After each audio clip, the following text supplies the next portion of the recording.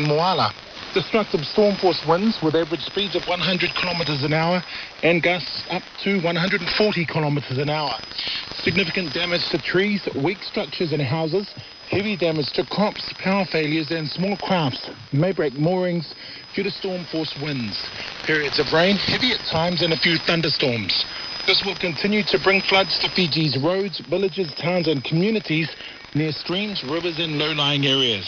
Expect very high seas and heavy swells with breaking waves reaching the coastal areas that may cause possible coastal inundation and sea flooding, especially during high tide. Poor visibility in areas of heavy rain and thunderstorm. For the rest of Fiji, damaging gale force winds with average speeds of 85 kilometres an hour and gusts of up to 120 kilometres an hour. Impacts will be minor damage to weak structures, minor damage to houses of very light materials in exposed communities, damages to crops and vegetation with trees tilting due to gales. Periods of rain, heavy at times and a few thunderstorms. This will continue to bring floods to Fiji's roads, villages, towns and communities near streams, rivers and low-lying areas. Expect moderate to heavy swells and breaking waves reaching the coastal areas, possibly causing coastal inundation and sea flooding, especially during high tide. Poor visibility in areas of heavy rain and thunderstorms.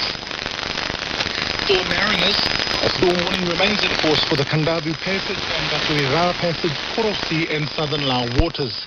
Expect clockwise winds up to 55 knots, gusting to 75 knots.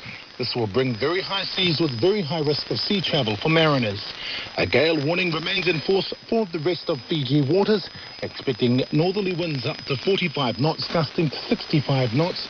This will bring very high seas again with a high risk of sea travel for mariners. That's Special Weather Bulletin number 28 for Fiji.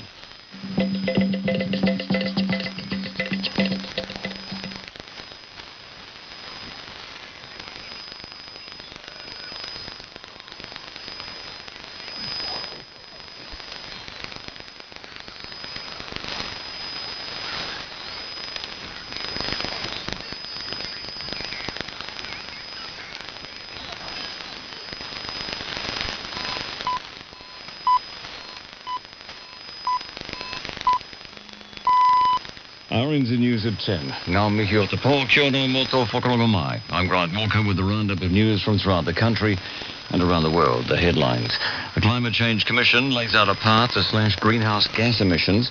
Perth is ordered into lockdown after months of being COVID-free, and quarantine-free travel to Australia from New Zealand resumes. The first official report from the Climate Change Commission has found the government needs to further reduce its emissions to meet its obligations under the Paris Agreement. The report sets several new targets that it says will also reduce household costs and create new jobs. Here's Adam Cooper. Targets include an average reduction of 2% on 2018 greenhouse gas emissions each year between 2022 and 2025.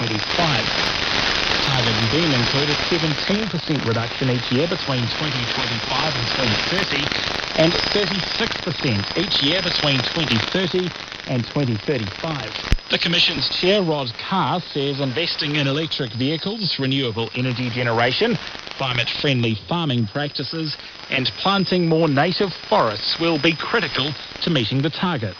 The Prime Minister, Jacinda Ardern, says it's incredibly encouraging that reaching the country's emissions reduction goals is both achievable and affordable. The Commission has determined that the economic cost to New Zealand, as I've said, is not as great as previously thought. In fact, there are great economic opportunities for new jobs and businesses over the coming years as we transition to an emissions-free economy. However, Jacinda Ardern says the government will have to address the problem of costs not being distributed evenly across communities.